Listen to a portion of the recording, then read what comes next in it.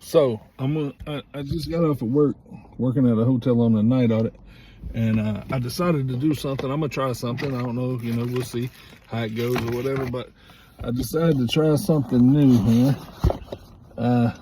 and you know, it's probably not gonna be the best, but I'm just gonna try it right quick. And I try to make it quick, and I'm a really long-winded person, so it's gonna be tough. But I'm gonna give an account of some things that happened to me on my job. Some of the more funny situations that I run into, because quite often there's something that goes on. So these are, I'm gonna say, based on true events. For the most part, it is true. The story, some might be embellished just a little bit, but this is pretty much what happened. This I'm gonna try to keep it, and I want to go ahead and do it now before I forget, because it's like I've been up all night on the night audit and everything, so I don't want to mess up. So this guy comes in. It's about 6:40 in the morning. He didn't start ringing the bell. There's a little bell. I was stocking our gift shop in the back, and I heard somebody fussling around up there or whatever. I don't know if that's a word, fussling, but anyway, he was hustling and shaking, asking. I think he called out hello or something like that. I come up there. He's like, hey, I want to check out. I said, okay, yes sir. What room were you in? I was in room 5. I think he was in 6. He was in room 6. So he's like, that's one of our high-end rooms. So he's, I noticed this guy. Obviously I'm not going to say his name. That's probably invasion of privacy and all of that. But I do say he lived on Country Club Drive in a pretty good-sized city here in North Carolina. But anyways, yeah, I won't even say the city, but it's on Country Club Drive. But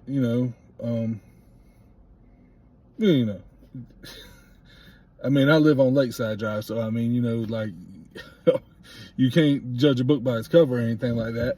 But to tell you the truth, yeah, never mind. Just here I go, long-winded. This is Reed. He's like that. So he says, "I want to check out of this place." I said, "Okay, sir. Room 5, room 6. Yeah, room 6." So he's like, "Room 6." I look him up. I say, "You're Mr. Such and Such?" "Yes, sir." He didn't tell me, "Yes, sir." He says, "Yep, that's right."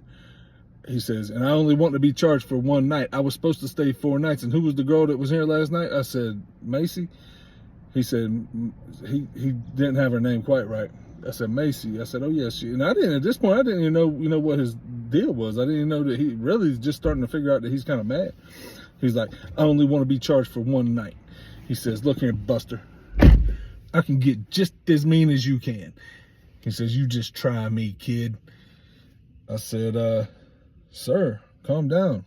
What's this all about?" He says, "I'll give you a word." He said, "I've been coming and staying here for off and on for the last 20 times. I've been here, I'm sorry, for the last 20 years. He said, "I've been here a bunch of times for the last 20 years. He says, "And I'll give you a word of advice."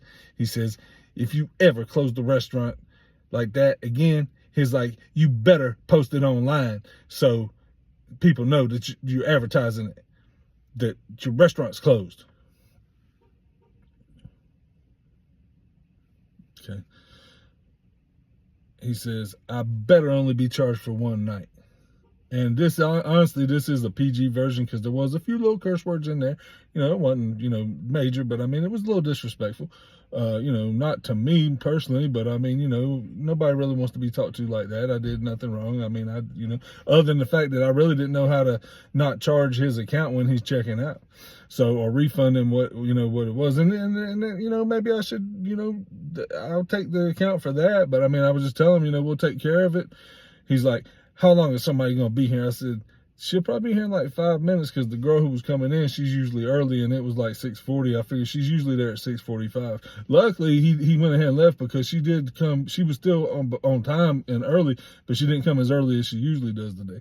So he would have been pissed about that. So anyway, he's like, "I better be charged." He's like, "And I tell you what," he says, "you text message me." He said, "Wait a minute, better yet, you email me the receipt." He says, "Because I want to see it." And I'm like, "Sir, trust me, I'll do whatever. We're not going to cheat you or any kind of way or anything like that." I says, "I just don't know how to give you a refund right now. But if, in 5 minutes when the girl gets here, I know she knows how to do it, and she'll fix it." So anyway, that's basically the story. What else did he say? He threatened me about the closing the restaurant, which, I'm not the one that made that call. I'm not going to be putting it up on the website. I don't have the authority for that. But anyway, I thought it was a little, you know, of course he didn't mean it literally, I guess. He was just wanting me to pass the along, which I'm doing right now, you know, I'm telling you. And so I also made a note on my report for the night. I did it, and my report was even better than this because I was very accurate to what he told me at the time. So anyway, there's a lot of more good stories, and I'll try to get better and make it a little bit shorter. Maybe perhaps I'll even, you know, just record this on my GoPro and have a better setup than sitting in the parking lot right here. And I might redo this video and, you know, make it a little bit better and try to be more concise and not have, you know, lingering on, you know, rambling on stuff that, you know, because I am tired. And if I did it when I wake up and have a fresh mind, it would be a better probably video. So I might just redo this one, but I just wanted to do it while I had a chance right here. And let's see. I'm trying to think, wasn't there something else that he said? I don't want to stop. I don't want to hit stop until I finish saying everything. It wasn't much more to it, but oh, he said, I drove 5 hours for this shit. I'm ready to get the hell out of here. That's basically what he said. I think that was the last two things that that was part of his curse words. But anyway, I think that was basically, you know, what he said. So anyways, I'm gonna sign on off, and I'll make some more of these little clips because there's quite a few things that happens at this place. There's no doubt about it. It can be quite a comedy up there. It'll be better than this even.